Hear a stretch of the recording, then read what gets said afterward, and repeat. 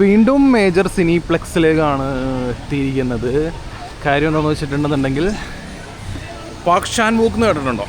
Korean director, ഭയങ്കര famous ആണല്ലോ. Vengeance trilogy, അതായത് സിമ്പതി ടു മിസ്റ്റർ വെഞ്ചൻസ്, പിന്നെ ലേഡി വെഞ്ചൻസ്, ഓൾഡ് ബോയ്, ആ വെഞ്ചൻസ് ട്രിലജി എടുത്ത, പിന്നെ ഹാൻഡ് മെയ്ഡൻ എടുത്ത, ഹാൻഡ് മെയ്ഡിന് ശേഷം ഡിസിഷൻ ടു ലീവ് എന്ന് പറഞ്ഞൊരു പടം എടുത്തിട്ടുണ്ടായിരുന്നു 2022. 3 വർഷം കഴിഞ്ഞ് നോ അതർ ചോയ്സ് എന്ന് പറഞ്ഞിട്ടുള്ള ഒരു സിനിമ ഇറങ്ങിയിട്ടുണ്ട്. ലീ ബിങ് ഹുൻ ആണ് അതിനകത്ത് നായകൻ. എനിക്ക് തോന്നുന്നു കൊറിയൻ ആക്ടേഴ്സിൽ ഈ ഇൻ്റർനാഷണൽ റെക്കഗ്നൈസേഷൻ ഏറ്റവും കൂടുതലുള്ള ഒരു ആക്ടറാണെന്ന് തോന്നുന്നു ലീ ബിങ് ഹുൻ. അപ്പോൾ നോ അതർ ചോയ്സ് എന്ന് പറയുന്ന ഈ സിനിമ ആക്ച്വലി ഏതൊരു ബുക്കിൻ്റെ അഡാപ്റ്റേഷൻ ഒന്നും ആണ്. പക്ഷേ ഭയങ്കര സ്റ്റാൻഡിങ് ഓവേഷനൊക്കെ ഉള്ള ഗംഭീര ക്രിട്ടിക്സ് റിവ്യൂവും കാര്യങ്ങളൊക്കെ ഉള്ളൊരു പടമാണ്. അപ്പോൾ കൊറിയൻ പടം അപൂർവമായിട്ടൊക്കെയാണ് നമ്മളവിടെ റിലീസ് ആവാറുള്ളത്. അപ്പോൾ ഏതായാലും പാക് ഷാൻ വൂക്കിൻ്റെ ഒരു പടം അവിടെ റിലീസായിട്ട് അത് കണ്ടില്ല എന്നുണ്ടെന്നുണ്ടെങ്കിൽ ഇത് ഭീകര നഷ്ടമല്ലേ. അപ്പോൾ വീണ്ടും മേജർ സിനിപ്ലെക്സിലേക്ക് വന്നിരിക്കുന്നത്. ഇന്ന് ഹാലോവീൻ ആയതുകൊണ്ട് തന്നെ ടിക്കറ്റിന് ഓഫറൊന്നുമില്ല. നമ്മൾ ഫുൾ എമൗണ്ട് ആയിട്ടുള്ള 140 തന്നെ കൊടുക്കണം.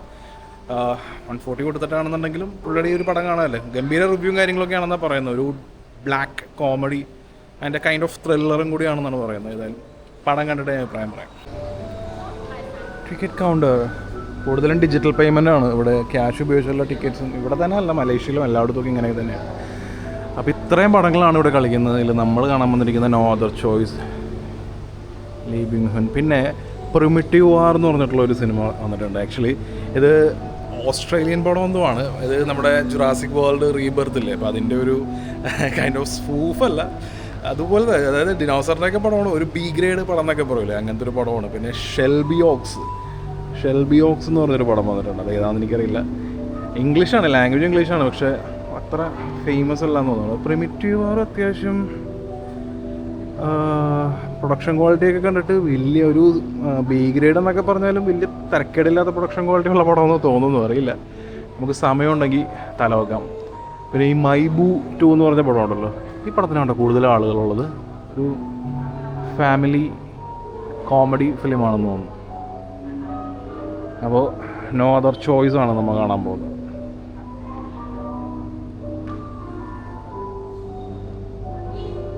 ഓക്കെ, ഈ ബ്ലാക്ക് ഫോൺ 2 എന്ന് പറയുന്ന പടം ഇവിടെ ഒരു 2 ആഴ്ച മുമ്പ് റിലീസായതായിരുന്നു. അപ്പോൾ ഞാൻ വന്നിറങ്ങിയ ദിവസം ഇവിടെ ഷോ ഉണ്ടായത്, ലാസ്റ്റ് ഡേ ആയിരുന്നു. പിന്നെ അവിടെ ഷോ ഉണ്ടായിരുന്നില്ല. നമ്മുടെ നാട്ടിൽ 31 റിലീസാവുന്നത്. അതുകൊണ്ട് ബ്ലാക്ക് ഫോൺ 2 എനിക്ക് മിസ്സായി. ബ്ലാക്ക് ഫോൺ 2 ഇവിടെ ഗംഭീര ഓഫർ ഉണ്ടായി. 40 ഭാഗത്ത് ഉണ്ടായിരുന്നുള്ളൂ, വെറും 40 ഭാഗത്ത്. ഇവിടുത്തെ ലേസർ ഫ്ലെക്സിൽ 40 ഭാഗത്തിന് പടം കാണാൻ പറ്റുള്ള ഒരു ചാൻസ് ഉണ്ടായിരുന്നു. പക്ഷേ അറിയില്ലായിരുന്നു അത് ലാസ്റ്റ് ഡേ ആണെന്ന്. അറിഞ്ഞിരുന്നെങ്കിൽ കണ്ടാനേ.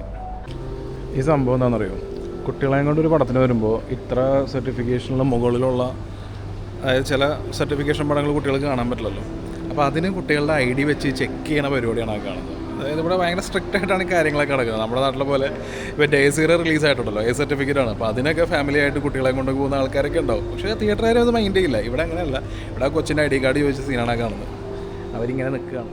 ആക്ച്വലി അവരുടെ ടിക്കറ്റ് റീഫണ്ട് കൊടുക്കുകയാണ്. കാരണം ഈ കുട്ടിയെ അവർ ഓൺലൈനിൽ, ഞാൻ പറഞ്ഞല്ലോ ഡിജിറ്റൽ പേയ്മെൻറ്റ് ആയതുകൊണ്ട് തന്നെ ടിക്കറ്റ് ആദ്യമേ എടുത്തിട്ടാണ് ഇങ്ങനെ ഒരു സംഭവം അവർ കണ്ടത്. അപ്പോൾ അത് റീഫണ്ട് കൊടുക്കുന്ന പരിപാടിയാണ് കാണുന്നത്. ആപ്പ് ത്രൂ കൊടുത്തു കഴിഞ്ഞാൽ നമുക്ക് ഡിജിറ്റൽ, അതായത് ഈ ടിക്കറ്റാണ് നമുക്ക് കിട്ടുന്നത്. പക്ഷേ ഇങ്ങനെ കിട്ടിക്കഴിഞ്ഞിട്ടുണ്ടെന്നുണ്ടെങ്കിൽ ഇതൊരു കൈൻഡ് ഓഫ് സോവനിയർ അല്ലേ നമുക്ക് സൂക്ഷിച്ചു വെക്കാൻ പറ്റിയത്. അപ്പോൾ നോ അതർ ചോയ്സിൻ്റെ ടിക്കറ്റ്. ഇനി മല കയറണം തിയേറ്ററിലേക്ക്.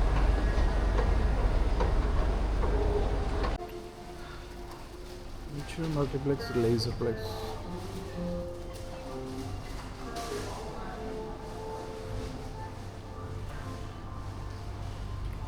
നല്ല കിടിലൻ ആംബിയൻസ് അല്ലേ.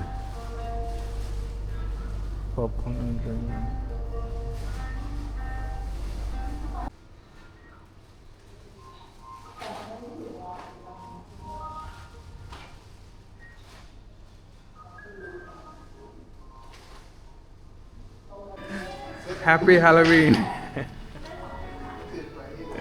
Nice, thank you. ഹാലോവീൻ കോസ്റ്റ്യൂമിലൊക്കെയാണ് നമ്മൾ വെൽക്കം ചെയ്യുന്നത്. ഓക്കെ, നമ്മൾ Audi 6 ആണ്.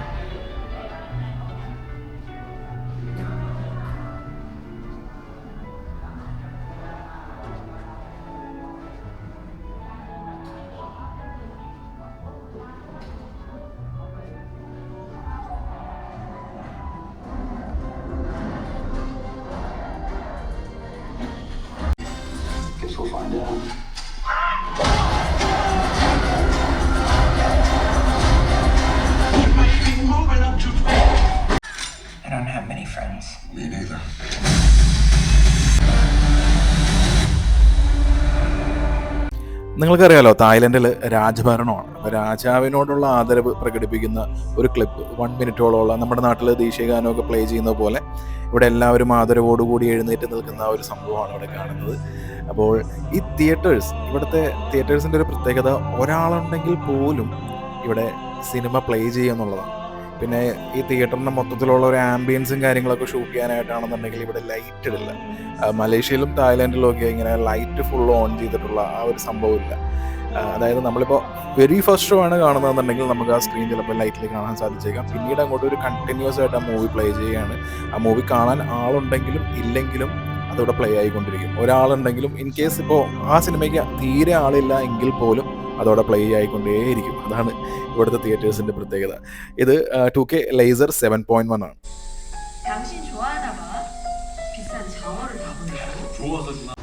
നോ അതർ ചോയ്സ് എന്ന് പറയുന്ന സിനിമ ആക്ച്വലി ഒരു പോയറ്റിക് ആയിട്ട് പറയുന്നതാണ്. ഇതൊരു ഡാർക്ക് കോമഡി. അതായത് ഈ പടത്തിലെ നായകനൊരു സോഷ്യോപാത്താണ്. നമ്മൾ ഇതുപോലുള്ള പടങ്ങൾ ഒരുപാട് കണ്ടിട്ടുണ്ട്. നൈറ്റ് ക്രാവലർ, പിന്നെ അമേരിക്കൻ സൈക്കോ, മലയാളത്തിലാണെന്നുണ്ടെങ്കിൽ മുകുന്ദനുണ്ണി അസോസിയേറ്റ്സ് പോലുള്ള സിനിമകളുണ്ട്. അതായത് നായകനൊരു സോഷ്യോപാത്തായിരിക്കും. പുള്ളി ഭയങ്കര ഡാർക്ക് ക്യാരക്ടറായിരിക്കും. ആ ഒരു ഗ്രേ ഷെയ്ഡുള്ള ക്യാരക്ടർ ആണെങ്കിൽ പോലും പുള്ളിയുടെ പ്രവൃത്തിയെ അതാണ് ശരി എന്നുള്ള ലോകം, ഇന്നത്തെ ലോകം അതാണ് എന്ന് പറയുന്ന രീതിയിലുള്ള ആ ഒരു കൈൻഡ് ഓഫ് നരേഷൻ തന്നെയാണ് ഈ സിനിമയ്ക്കും ഉള്ളത്. ഈ സിനിമയിൽ ഈ കോർപ്പറേറ്റ് ജോബിൻ്റേതായിട്ടുള്ള ഒരു റാറ്റ് റേസ് ഉണ്ടല്ലോ, അപ്പോൾ അതിനെക്കുറിച്ചാണ്. ഇതിൻ്റെ നായകൻ പുള്ളി 25 വർഷത്തോളം ഈ പേപ്പർ ഇൻഡസ്ട്രി ഉണ്ട്. പേപ്പർ ഇൻഡസ്ട്രി എന്ന് പറയുമ്പോൾ നമ്മൾ കരുതുന്ന പോലെ അല്ല. അതായത് ഈ കറൻസിക്ക് വേണ്ടിയിട്ടുള്ള പേപ്പർ, പാസ്പോർട്ടിന് വേണ്ടിയിട്ടുള്ള പേപ്പർ, അങ്ങനെ ഒരുപാട് പേപ്പേഴ്സിന് തന്നെ പല സ്ട്രക്ചർ ഉണ്ടല്ലോ. അപ്പോൾ അതിൽ തന്നെ പുള്ളി ഒരു വേറ്ററൻ എന്നൊക്കെ പറയുന്ന പോലത്തെ ഒരാളാണ്. പക്ഷേ ഒരു ഘട്ടത്തിൽ പുള്ളിയുടെ ജോബ് പോവുകയാണ്. അപ്പോൾ ഈ ജോലി ഉള്ളതുകൊണ്ട് തന്നെ പുള്ളി ഭാര്യ, 2 മക്കൾ, അവരുടെ വീട്ടിലെ 2 പട്ടിക്കുട്ടികൾ, ഇങ്ങനെ നല്ല രീതിയിൽ ജീവിച്ചുകൊണ്ടിരിക്കുന്ന ഒരാൾക്ക് പെട്ടെന്ന് ജോലി പോകുമ്പോൾ അവർക്ക് ആക്ച്വലി ആ 2 ഡോഗിനെ പോലും മെയിൻറ്റെയിൻ ചെയ്യാൻ പറ്റുന്നില്ല. അപ്പോൾ ആ ഒരു സിറ്റുവേഷൻ വരുമ്പോൾ പുള്ളി എടുക്കുന്ന കുറച്ച് ഡിസിഷൻസും കാര്യങ്ങളൊക്കെയാണ് ഈ സിനിമ പറയുന്നത്. ആക്ച്വലി ഇതൊരു ഡാർക്ക് കോമഡി ആ രീതിയിലാണ് പോകുന്നത്. ഇതിൻ്റെ എൻഡിങ് വരെ ആ ഒരു കോമഡി സ്റ്റൈൽ തന്നെയാണ് പിടിച്ചിരിക്കുന്നത്. പക്ഷേ ഇതിനകത്ത് പറയുന്നത് വളരെ ഡീപ്പായിട്ട് പറയുന്ന ഒരു ഫിലോസഫി ഉണ്ട്. ആ ഫിലോസഫി എത്രത്തോളം ഒരാൾക്ക് മനസ്സിലാവുന്നു, അതാണ് ഈ സിനിമയുടെ വിജയം. ആക്ച്വലി ഈ സിനിമയ്ക്ക് ഒരുപാട് ഗംഭീര നിരൂപണങ്ങൾ, അതായത് റിവ്യൂസും കാര്യങ്ങളൊക്കെ വന്നതാണ്. അതിന് കാരണം എന്താണെന്ന് വെച്ചിട്ടുണ്ടെന്നുണ്ടെങ്കിൽ ഈ പടത്തിൻ്റെ മേക്കിംഗ് സ്റ്റൈലാണ്. കാര്യം ഈ പടം തുടങ്ങുമ്പോൾ തന്നെ ഇതിനകത്ത് ലീ ബിങ് ഹുനെ കാണിക്കുന്ന ആ ഒരു ക്യാരക്ടർ തന്നെ, പുള്ളി ഇങ്ങനെ ശിശിരകാലം ഉണ്ടല്ലോ, അപ്പോൾ അത് വരുമ്പോൾ ഇങ്ങനെ മരത്തിൽ നിന്നൊരു ഇല ഇങ്ങനെ പൊഴിഞ്ഞു വീഴുമ്പോൾ ഋതുഭേദങ്ങൾ മാറുന്നതനുസരിച്ച് പുള്ളിയുടെ ആ ഒരു ലൈഫ് മാറുന്നതാണ് കാണിക്കുന്നത്. സിംബോളിക്കലായിട്ട് കാണിച്ചിരിക്കുന്നതാണ്. അതായത് പഴുത്ത ഇല അവിടെ താഴേക്ക് വീഴുന്നു, അത് കഴിയുമ്പോൾ തന്നെ പുള്ളിയുടെ ജോബ് പോകുന്നു.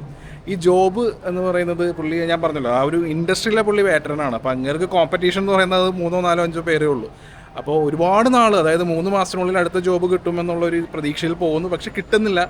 എന്നിട്ട് ഏകദേശം 1 വർഷത്തോളമൊക്കെ കഴിയും. പിന്നെ പുള്ളി എടുക്കുന്ന ഡിസിഷൻസും കാര്യങ്ങളൊക്കെ വളരെ രസകരമായിട്ടാണ് പറഞ്ഞിരിക്കുന്നത്. ഇപ്പോൾ ഇത് ഡാർക്ക് കോമഡി ആയതുകൊണ്ട് ഇതിനകത്ത് കാണിക്കുന്ന ആക്ടിവിറ്റീസും കാര്യങ്ങളും, ഇപ്പോൾ ശരിക്കും പറഞ്ഞിട്ടുണ്ടെങ്കിൽ നമ്മൾ നോർമൽ സിനിമകളിലൊക്കെ ഒരു വില്ലൻ കാണിച്ചു കൂട്ടുന്നതാണ് ഇതിനകത്ത് നായകൻ കാണിച്ചു കൂട്ടുന്നത്. പക്ഷേ ഈ കാണുന്ന ഞാൻ പറഞ്ഞില്ലേ, മുകുന്ദനുണ്ണി അസോസിയേറ്റ്സ് ആയിട്ട് നമുക്ക് കൂടുതൽ ഇത് ചെയ്യാൻ പറ്റും, കണക്ട് ചെയ്യാൻ പറ്റും. കാരണം ഈ കാണിക്കുന്ന ഈവൻ മർഡർ ആണെങ്കിൽ പോലും അതൊരു കോമിക് ആ ഒരു സംഭവങ്ങളായിട്ടാണ് കാണിക്കുന്നത്. അപ്പോൾ അതിൻ്റേതായിട്ടുള്ള ഈ സീൻസ് വെച്ചിരിക്കുന്നതിൻ്റെ സ്റ്റേജിങ്, പിന്നെ ഇതിനകത്ത് ഈ ചെല്ലോ പ്ലേ ചെയ്യുന്ന ആ ഒരു സംഭവമാണ് ഇതിനകത്ത് ബാക്ക്ഗ്രൗണ്ട് മ്യൂസിക്കായിട്ട് വരുന്നത്. അപ്പോൾ ആ സംഭവങ്ങളൊക്കെ ആയിട്ട്, അതായത് പ്രൊഡക്ഷൻ വൈസ് നോക്കുകയാണെന്നുണ്ടെന്നുണ്ടെങ്കിൽ ആ ഒരു നോവൽറ്റി, സിനിമയുടെ നോവൽറ്റി ത്രൂ ഔട്ട് ഈ പടത്തിൽ നമുക്ക് കാണാം. പിന്നെ പെർഫോമൻസ്, ലീ ബിങ് ഹുനൊക്കെ അതിന് പുള്ളിനെ കുറിച്ചൊന്നും പ്രത്യേകിച്ച് പറയേണ്ട ആവശ്യമില്ല. പിന്നെ പാക് ഷോമോക്കിൻ്റെ പടത്തിൽ വരിക എന്നൊക്കെ പറയുമ്പോൾ പുള്ളി എത്രത്തോളം പെർഫോം ചെയ്യുമെന്നൊക്കെ നമുക്ക് ഊഹിക്കാവുന്നുള്ളൂ.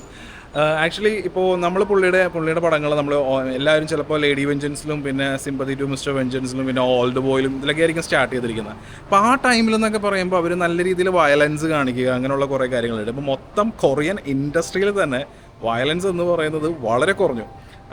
1-2 പടങ്ങളൊക്കെ ഇറങ്ങുന്നുണ്ട്, പക്ഷെ അതൊന്നും ആ ഒരു ക്വാളിറ്റി ഇല്ലാത്ത ചുമ്മാ വയലൻസ് കാണിക്കണമെന്ന് പറയാതെ ഒരു B ഗ്രേഡ് C ഗ്രേഡ് പടങ്ങൾ എന്നൊക്കെ പറയൂലേ, അപ്പോൾ ആ രീതിയിൽ വരുന്ന പടങ്ങളല്ലാതെ ശരിക്കും പറഞ്ഞിട്ടുണ്ടെന്നുണ്ടെങ്കിൽ ഒരു പക്ക കോണ്ടന്റ് ഓറിയൻറ്റഡ് ആയിട്ടുള്ള നല്ല ടെക്നിക്കൽ പെർഫെക്ഷനുള്ള പഴയ കൊറിയൻ പടങ്ങളിലൊക്കെ വന്നിരിക്കുന്നത് ഒരു വയലൻസ് ആ രീതിയിലൊക്കെ വരുന്ന കുറച്ചും കൂടിയുള്ള ഭയങ്കര ഡാർക്കായിട്ട് ഇൻറ്റൻസ് ആയിട്ട് കഥ പറയുന്ന അങ്ങനെയുള്ള സിനിമകളൊന്നും ഇല്ല. ഇപ്പോൾ ഈ പാരസൈറ്റ് ഒരു വേൾഡ് റെക്കഗ്നിഷൻ കിട്ടിയ പിന്നെ എല്ലാവരും ഇപ്പോൾ ആ ടൈപ്പാണ്. ഇതും ഈ കൈൻഡ് ഓഫ് പാരസൈറ്റ് നമുക്ക് ഈ പറഞ്ഞ പോലെ ആ പടവും അങ്ങനെ തന്നെയാണല്ലോ. ആ ഒരു എൻറ്റയർ ഫാമിലി തന്നെ ഒരു ഗ്രേ ഷെയ്ഡുള്ള ക്യാരക്ടർ ആണെങ്കിലും അവരുടെ ഫേവറിലാണ് ആ പടം കാണിക്കുന്നത്. അതുപോലെ തന്നെയാണ് ഇതിനകത്തും. അതായത് സക്സസ്, ഒരു മനുഷ്യൻ്റെ ജീവിതത്തിൽ എത്രത്തോളം സക്സസ് വേണം എന്നുള്ളതാണ് അത് ഇന്നത്തെ കാലത്ത്. പിന്നെ AI-നെ കുറിച്ചൊക്കെ പറഞ്ഞിട്ടൊക്കെയാണ് ഈ സിനിമ അവസാനിക്കുന്നത്. ഇത് കംപ്ലീറ്റ്ലി ഞാൻ പറഞ്ഞല്ലോ, നായകൻ ഒരു പേപ്പർ ഇൻഡസ്ട്രിയിൽ വർക്ക് ചെയ്യുന്നതുകൊണ്ട് ഈ പടത്തിൻ്റെ ടൈറ്റിൽസ് ഏറ്റവും അവസാനം ടൈറ്റിൽസ് എഴുതി കാണിക്കുന്നത് Lee Byung Hun a Park Chan Wook film എന്നൊക്കെ എഴുതി കാണിക്കുന്നതെല്ലാം പേപ്പറിൽ എഴുതി കാണിക്കുന്നതിന് തന്നെ ഒരു നോവൽറ്റി ഉണ്ട് ആക്ച്വലി. അപ്പോൾ ഇതൊരു ശരിക്കും പറഞ്ഞിട്ടുണ്ടെന്നുണ്ടെങ്കിൽ പറയണ കാര്യം വളരെ ഇൻറ്റൻസ് ആണ്, വളരെ ഡാർക്കാണ്. പക്ഷേ പഴയ പോലെ ശരിക്കും പറഞ്ഞിട്ടുണ്ടെങ്കിൽ ഇതിനകത്തുള്ള മേർഡർ സീനും കാര്യങ്ങളൊക്കെ വേണമെന്നുണ്ടെങ്കിൽ നല്ല രീതിയിൽ ഇവർ പണ്ട് കാണിച്ചിരുന്നത്. ഇപ്പോൾ പാക് ചാൻ വുക്കിനെ നമുക്ക് വയലൻസ് കാണിക്കാൻ പഠിപ്പിക്കണമെന്നൊന്നുമില്ലല്ലോ.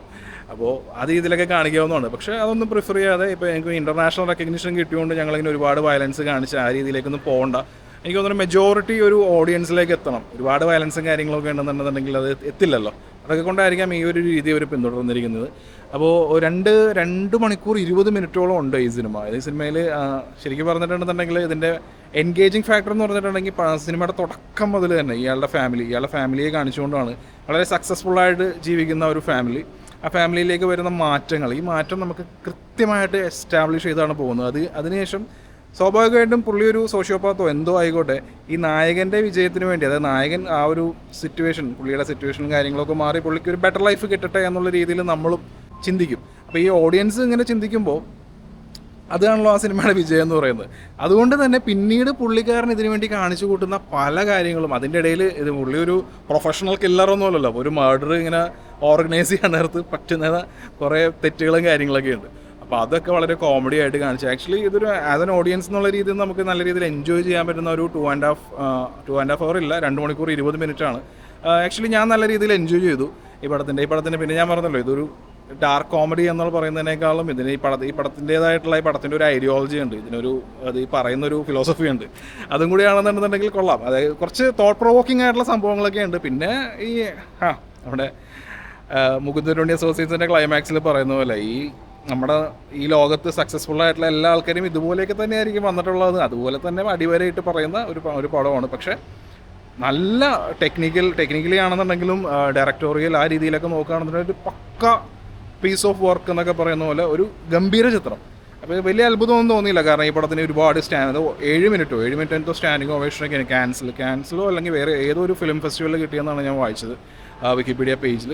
സോ അത് ഡിസേർവിംഗ് ആയിട്ടുള്ള എല്ലാം ഉണ്ട്. അതായത് പെർഫോമൻസ് ആണെന്നുണ്ടെങ്കിലും സീസൺ മാറുന്നതനുസരിച്ച്, ഋതുഭേദങ്ങൾ മാറുന്നതനുസരിച്ചിട്ടുള്ള അങ്ങനെ പല കുറേ കാര്യങ്ങൾ സിംബോളിക്കലി കാര്യങ്ങളൊക്കെ പറയുന്നുണ്ട്. നമ്മൾ ഹാൻഡ് മെയ്ഡിലൊക്കെ കുറേ സിംബോളിക്കലി പുള്ളി പറഞ്ഞിട്ടില്ലേ, അതുപോലുള്ള കുറേ സംഭവങ്ങളൊക്കെ ഇതിനകത്തും വന്നിട്ടുണ്ട്. So it's A beautiful film actually. ഇത് കാണാൻ കഴിഞ്ഞത് ഒരു ഭാഗ്യമാണ്. ഇന്ത്യയിൽ എപ്പോഴാണ് റിലീസ് എന്ന് എനിക്കറിയില്ല. ഇന്ത്യയിൽ എപ്പോഴെങ്കിലും റിലീസ് ഉണ്ടാവുകയാണെങ്കിൽ, അല്ലെങ്കിൽ കുറച്ച് കഴിയുമ്പോൾ OTT വരുമെന്ന് തോന്നുന്നു. കാരണം ഇത് ഓഗസ്റ്റിൽ റിലീസ് ആയതാണ്. ഓഗസ്റ്റ്, സെപ്റ്റംബർ ആൻഡ് ഒക്ടോബർ കഴിഞ്ഞു ഇന്നത്തോടുകൂടി. അപ്പോൾ മിക്കവാറും അടുത്ത് തന്നെ ഇത് OTT വരാൻ സാധ്യതയുണ്ട്. ചിലപ്പോൾ ഓൾറെഡി OTT വന്നിട്ടുണ്ടാവും. കണ്ടു നോക്കുക. നമുക്കൊരു വളരെ സാറ്റിസ്ഫൈങ് ആയിട്ടുള്ള ഒരു 2 മണിക്കൂർ 20 മിനിറ്റാണ് ഈ സിനിമ ഓഫർ ചെയ്യുന്നത്.